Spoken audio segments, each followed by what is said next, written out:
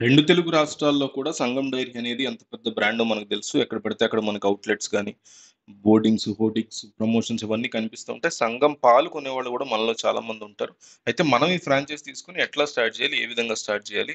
Profits దీనికి సంబంధించి ఎట్లాగుంటాయి?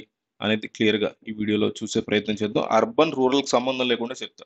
So, ఈ బ్రాండ్‌కి సంబంధించి చాలా రకాల ప్రొడక్ట్స్ అనేవి మార్కెట్‌లో అవైలబుల్‌గా ఉన్నాయి. మనం చూసుకుంటే గనక మిల్క్‌కి సంబంధించిన ప్రొడక్ట్స్ పాలు, పెరుగు, డిఫరెంట్ డిఫరెంట్ ఘీ, డిఫరెంట్ డిఫరెంట్ ప్రొడక్ట్స్ అనేవి మనకు కనిపిస్తూనే ఉంటాయి. మిల్క్ రిలేటెడ్ ప్రొడక్ట్స్ కాబట్టి స్వీట్స్ గూడా మీకు ఇక్కడ అవైలబుల్‌గా ఉంటాయి దీనికి సంబంధించినవి. డ్రింక్స్ అవైలబుల్‌గా ఉంటాయి. అలాగే స్పైసీ ప్రొడక్ట్స్ గాని, బేకరీ ఐటెమ్స్ గాని, అదర్ ప్రొడక్ట్స్ ఏవైనా సరే సీడ్స్‌తో సహా ప్రతివి గూడా దీంతో టై అప్ అయ్యి ఉంటాయి. ఇవన్నీ ఫ్రాంచైజ్ ద్వారా తీసుకొని మనం ఇన్‌కమ్ సోర్సెస్‌ని జనరేట్ జేసుకోవచ్చు. ఈ కంపెనీ గురించి చెప్పాలంటే మార్కెట్‌లో ఎన్నో సంవత్సరాల నుంచి ఉంది. డెకేడ్స్ దశాబ్దాల నుంచి ఉంది. స్టార్ట్ చేసిన ప్రతి ఒక్కళ్ళకి కూడా మంచి ప్రాఫిట్ జనరేట్ అవుతుంది. ఆల్రెడీ చేస్తున్న వాళ్ళతో మాట్లాడి ఈ వీడియో నేను చేస్తున్నా. సో, మా టీమ్ కోసం ఒక్క 500 లైక్స్ టార్గెట్ మాకు. ఒక లైక్ ఇచ్చేసి మీ వీడియో చూడడం కంటిన్యూ చేయండి.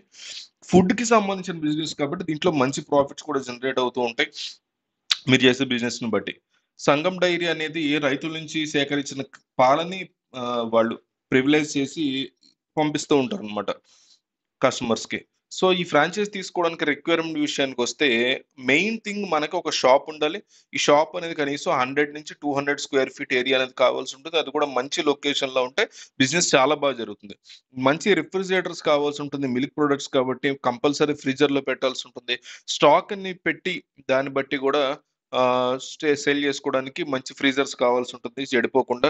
బ్రాండ్‌కి తగ్గట్టుగా మన ఏరియాలో సంగం డైరీ ప్రొడక్ట్స్ మనం సేల్ చేస్తున్నట్టుగా లేఅవుట్స్, సైన్ బోర్డ్స్ ఇవన్నీ పెట్టుకుంటే మంచి మార్కెట్ ఉంటది. డైలీ మార్కెట్ కంపెనీ దగ్గర నుంచి గూడా మంచి ఫ్రెష్ స్టాక్‌ని తీసుకోవాల్సుంటుంది మనం ఎవ్రీడే. వాళ్ళే పంపిస్తారు. చిన్న పెట్టుబడి కాబట్టి ఒక 1,00,000-1,50,000 మనం సరిపోతుంది. అది కూడా పెద్ద అమౌంట్ కాదు.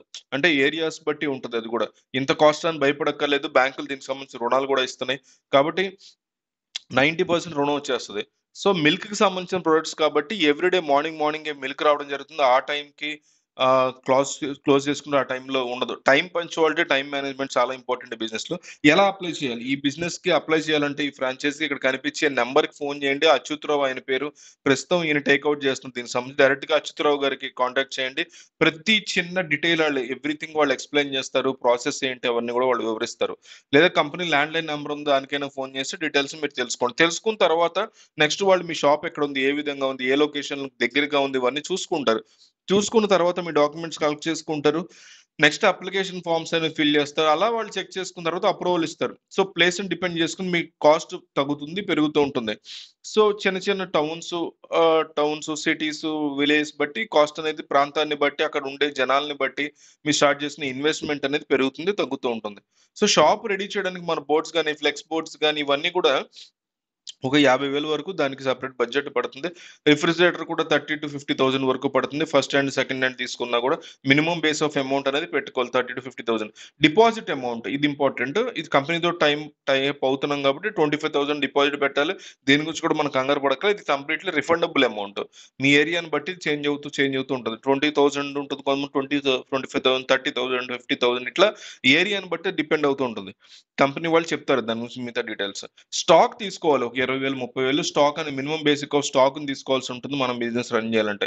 ఎందుకంటే స్టాక్ తీసుకుంటేనే దీని మీద మనకు ప్రాఫిట్ అనేది జనరేట్ అవుద్ది. సో, స్టాక్ తీసుకున్న తర్వాత ఎంత ప్రాఫిట్ మార్జిన్ మనకొస్తది. ఇది ఇంపార్టెంట్.